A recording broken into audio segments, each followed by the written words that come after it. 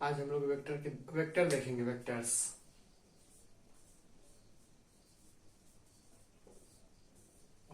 ठीक है, आज हम लोग वेक्टर्स देखेंगे। वेक्टर्स से पहले हम थोड़ा डायरेक्शन के बारे में जान लें। ठीक है, देखिए डायरेक्शन क्या होता है। डायरेक्शन के दो पार्ट्स हम लोग जनरली देखेंगे यहाँ पे।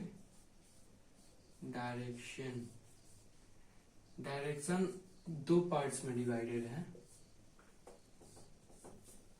देखेंगे कौन कौन से डायरेक्शन है। एक यूनिक डायरेक्शन,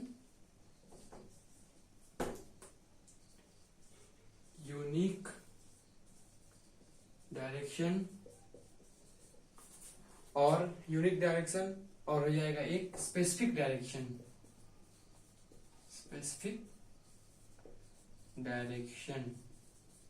ठीक है, ये दो डायरेक्शन के दो पार्ट्स हैं। एक होता है एक होता है यूनिक डायरेक्शन, एक होता है स्पेसिफिक डायरेक्शन।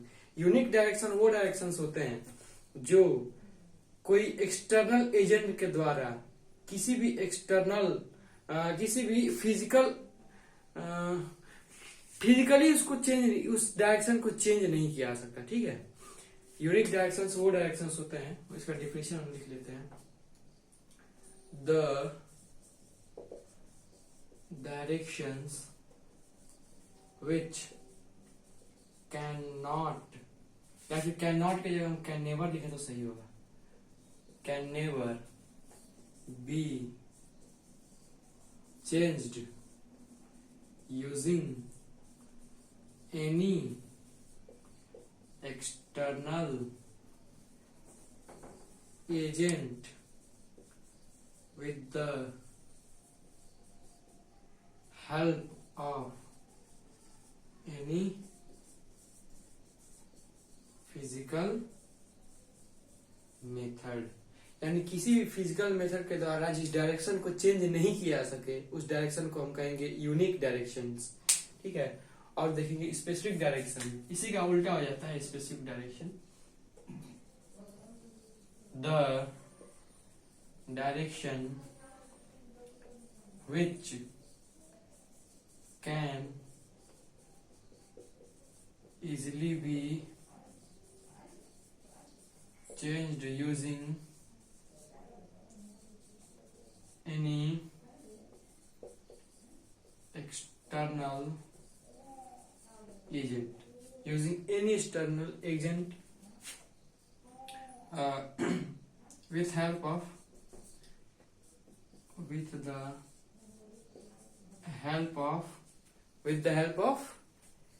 physical method।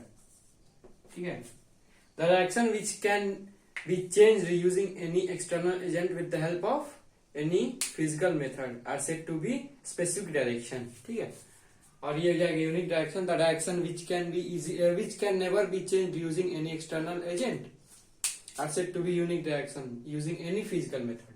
ठीक है, तो ये हो गया। अब देखते हैं हम थोड़ा वेक्टर्स और स्केलर के डिफरेंस। वेक्टर और स्केलर के बारे में हम थोड़ा देखते हैं। अब हम देखते हैं scalar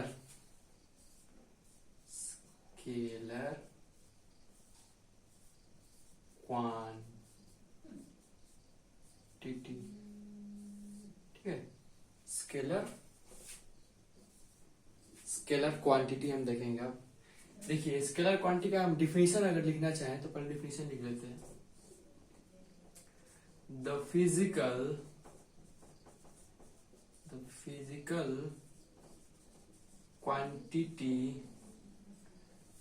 quantity having only magnitude but not specific direction. ठीक है, या फिर लिख लेंगे हैविंग यूनिक डायरेक्शन। ठीक है, is called स्केलर क्वांटिटी। देखिए ये क्या है, स्केलर वो क्वांटिटी होता है जिसके पास सिर्फ मैग्नीट्यूड होता है और उसका डायरेक्शन यूनिक होता है, यानी स्पेसिफिक नहीं होता, यानी किसी दूसरे एजेंट के द्वारा वो चेंज नहीं किया सकता उसका डायरेक्शन। ठीक है, इसका हम एग्जांपल ले लेंगे तो हो जाएगा distance, speed, time, temperature,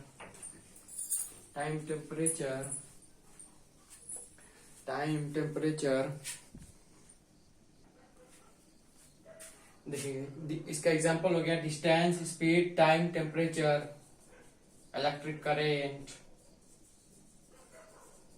pressure,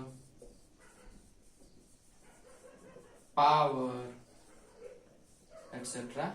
ये सब स्केलर के एग्जांपल्स होता है। देखेंगे कि स्केलर क्वांटिटी में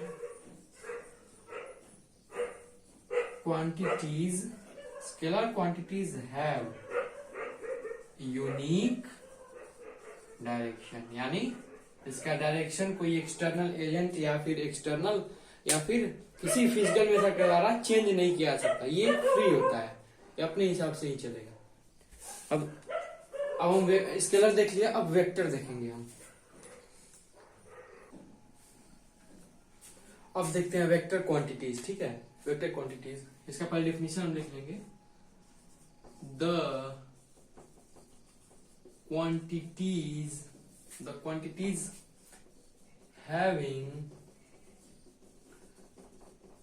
magnitude and also have specific direction is said to be vector quantity।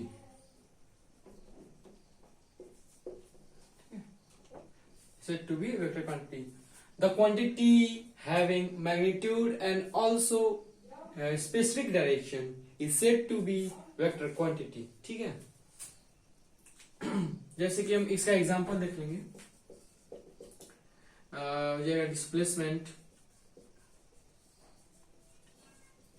Acceleration, velocity, momentum, force etcetera,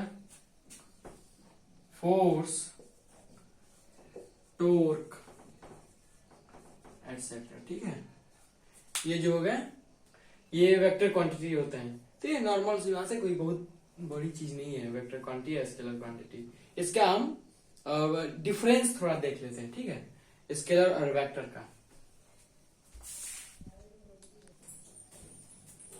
अब हम देखते हैं difference between scalars and vectors. ठीक है,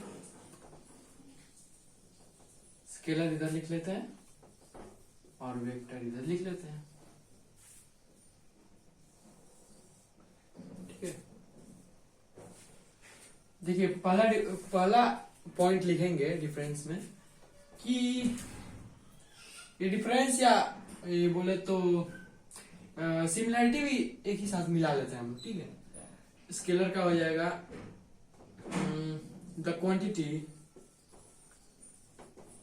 quantity having magnitude, या फिर ऐसा लिख लेंगे कि स्केलर क्वांटिटीज हैव मैग्नीट्यूड। ठीक है, और हैज मैग्नीट्यूड, और इसके बाद इसमें हम लिख लेंगे वेक्टर, एक मिनट, वेक्टर क्वांटिटी में लिखेंगे vector quantities have also magnitude. मतलब स्केलर के पास भी मैग्नीट्यूड है, वेक्टर के पास भी मैग्नीट्यूड है। स्केलर के पास भी मैग्नीट्यूड है और वेक्टर के पास भी मैग्नीट्यूड है। दूसरा देखेंगे हम, इट हैज यूनिक डायरेक्शन, ठीक है, इट हैज यूनिक डायरेक्शन, और लिख लेंगे it has no specific direction, दोनों लिख सकते हैं, इसमें से कोई भी आप लिख लीजिए। इसमें देखेंगे इट हैज स्पेसिफिक डायरेक्शन। हम लोग जनरली स्पेसिफिक और यूनिक में स्पेसिफिक कोई लेके चलेंगे, यूनिक के जगह हम लिख सकते हैं नॉट स्पेसिफिक। ठीक है, ऐसे हम इसको, ठीक है चलिए ऐसे ही चलेंगे हम। और तीसरा क्या होगा, it does not follow vector law of addition. यही सबसे बड़ा मेन डिफरेंस है स्केलर और वेक्टर में, कि scalar quantity vector law of addition follow नहीं करता है, और इसमें vectors always follow vector law of addition। Vector law of addition क्या है, देखेंगे कि हम ट्रेंगल लॉ पढ़ेंगे, पैरेललोग्राम लॉ पढ़ेंगे, और पॉलीगॉन लॉ पढ़ेंगे। ठीक है, कम्यूटेटिव लॉ, ये सब है ना, ये फॉलो कर, यही होता है वेक्टर लॉ ऑफ एडिशन। ये 3-4 जो है वही है वेक्टर लॉ ऑफ एडिशन। और स्केलर में वो स्केलर क्वांटिटी फॉलो नहीं करता है वेक्टर लॉ ऑफ एडिशन। ठीक है, इसका एग्जांपल भी हम इधर उधर लिख सकते हैं चाहे तो।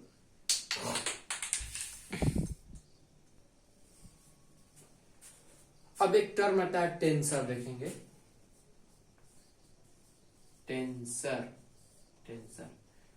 क्या होता है, देखिए कोई भी अगर क्वांटिटी है जो ना ही पूरा तरह से स्केलर है ना ही पूरा तरह से वेक्टर है, वो हो जाएगा आपका टेंसर। उसको हम टेंसर से पुकारते हैं, टेंसर नाम उनको दिया गया है। क्या इसका डेफिनेशन लिख लेंगे, the physical quantities which are neither scalar nor vector। ठीक है, वैसे क्वांटिटी जो ना ही स्केलर्स में आते हैं ना ही वेक्टर्स में आते हैं, उन्हें हम टेंसर्स के नाम जाते हैं। इससे टू बी टेंसर। ठीक है, एग्जांपल देखेंगे, जैसे कि इलेक्ट्रिक करंट हो गया,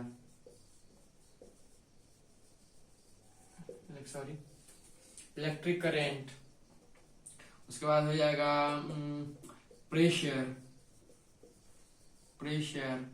और इलेक्ट्रिक करंट, प्रेशर, ऐसे ही एनर्जी भी लिख लेंगे, एनर्जी एटसेट्रा। और साथ में रेजिस्टिविटी लिख लेते हैं, रेजिस्टिविटी, कंडक्टिविटी एटसेट्रा। ये सब ये टेंसर्स में आते हैं। ये ना ही पूरी तरह से स्केलर होते हैं ना ही पूरी तरह से वेक्टर होते हैं, लेकिन इन लोग का झुकाव स्केलर्स की तरफ होता है ना। तो हम लिख लेंगे, तो इसको हम इसीलिए जनरली स्केलर में ही ले लेते हैं। These tensors are generally considered as scalar quantity। मतलब इनके ज्यादा प्रॉपर्टीज स्केलर से ही मिलते हैं, वेक्टर से ज्यादा नहीं मिलते हैं, इसलिए हम इनको वेक्टर की तरफ ही ले लेते हैं। ठीक है, ये हो गया।